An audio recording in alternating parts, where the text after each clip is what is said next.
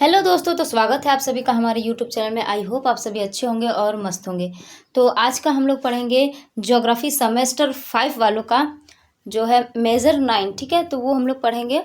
और इसके पहले एक क्लास में करवा चुकी हूँ, तो अगर आप लोगों ने वो वीडियो नहीं देखा है तो आप डिस्क्रिप्शन में आपको लिंक मिल जाएगी, तो वहाँ से आप देख सकते हो। तो चलिए स्टार्ट करते हैं और देखते हैं कि आज का हमारा दूसरा प्रश्न क्या है। विश्व में जनसंख्या वितरण प्रतिरूप का वर्णन करें।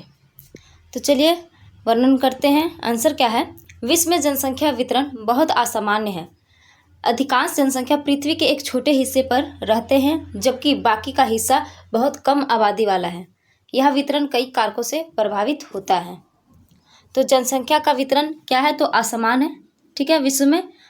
इसी को हम लोग पॉइंट वाइज भी लिख सकते हैं।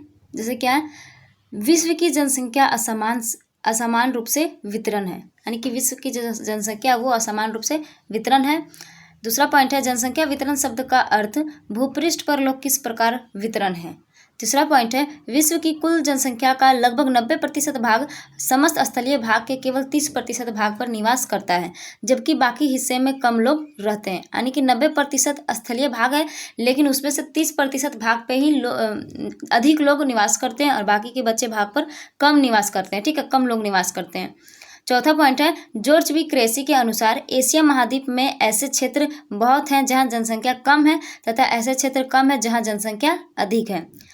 पांचवा पॉइंट है, विश्व के 10 सर्वाधिक आबादी वाले क्षेत्र, या हम लोग यहाँ पे देश भी लिख सकते हैं, ठीक है, वाले देश भारत, चीन, संयुक्त राज्य America, Indonesia, Pakistan, Nigeria, Brazil, Bangladesh, रूस, मैक्सिको। तो ये सभी क्या हैं? तो जनसंख्या कि विश्व में 10 सर्वाधिक जनसंख्या वाले जो देश है वो है। ठीक है, अब यहाँ पे क्या है, अगला पॉइंट क्या है, इनमें से 6 केवल एशिया महाद्वीप के देश हैं। तो इनमें से जो जितने भी है 10 में से 6 क्या है? तो एशिया महाद्वीप में ही है। ठीक है, तो इसका क्या 6 देश कौन कौन से हो जाएंगे? तो भारत, चीन, इंडोनेशिया, पाकिस्तान, बांग्लादेश, रूस। तो ये सभी क्या है? तो एशिया महाद्वीप के देश हैं। ठीक है, आगे हम लोग पढ़ते हैं, जनसंख्या घनत्व तथा वितरण को प्रभावित करने वाले कारकों का वर्णन हम निम्नलिखित रूपों में कर सकते हैं। तो पहला क्या है? भौगोलिक कारक, दूसरा आर्थिक कारक, तीसरा सामाजिक कारक।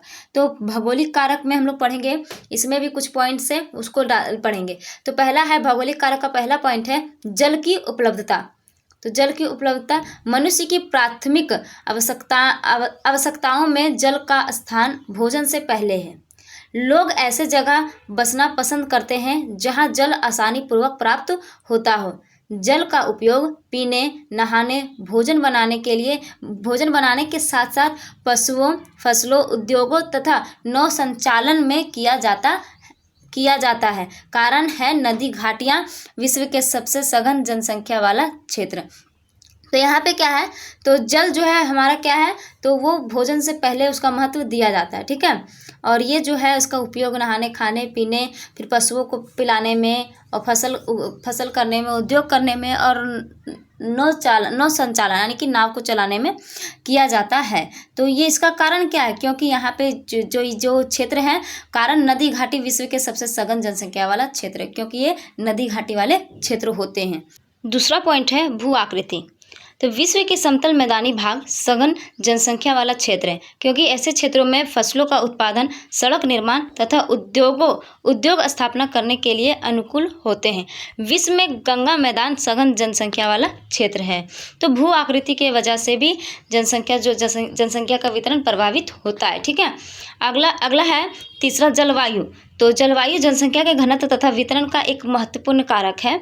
मौसमी जलवायु में लोग रहना पसंद करते हैं, लेकिन अति उष्ण अथवा ठंडे जलवायु में लोग बसना पसंद नहीं करते हैं। यानी कि वैसे क्षेत्र जहाँ पे तीनों मौसम आते हैं, जैसे हम लोग झारखंड साइड रहते हैं, तो यहाँ पे सर्दी, गर्मी और बरसात तीनों आते हैं। तो इधर क्या है, जनसंख्या का घनत्व अधिक मिलता है। अति उष्ण यानी जहाँ गर्म होती है अधिक गर्म, और जहाँ ठंड ज़्यादा होता है वहाँ पे जनसंख्या घनत्व कम पाया जाता है। ठीक है, तो जलवायु भी प्रभावित करता है जनसंख्या घनत्व को। अगला है चौथा मृदाएं।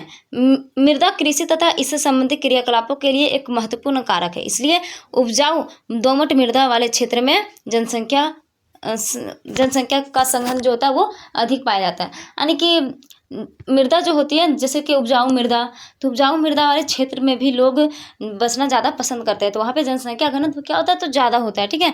तो मृदा भी प्रभावित करता है।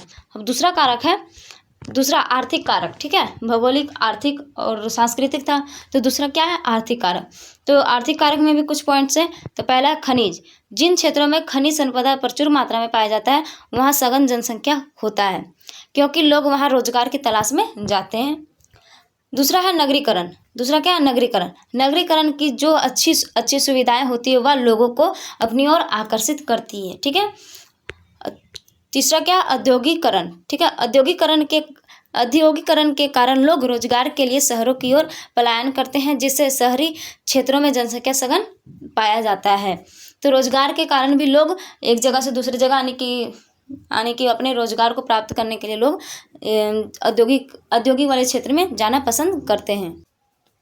हमारा तीसरा और लास्ट पॉइंट है सामाजिक एवं सांस्कृतिक कारक। तो यही, इसमें कोई पॉइंट नहीं है, तो इसी को हम लोग डिफाइन करते हैं। धार्मिक तथा सांस्कृतिक महत्व रखने वाले क्षेत्र अधिक सघन बसे होते हैं, जबकि सामाजिक व राजनीतिक अशांति रखने वाले क्षेत्रों में जनसंख्या घनत्व विरल हो जाता है।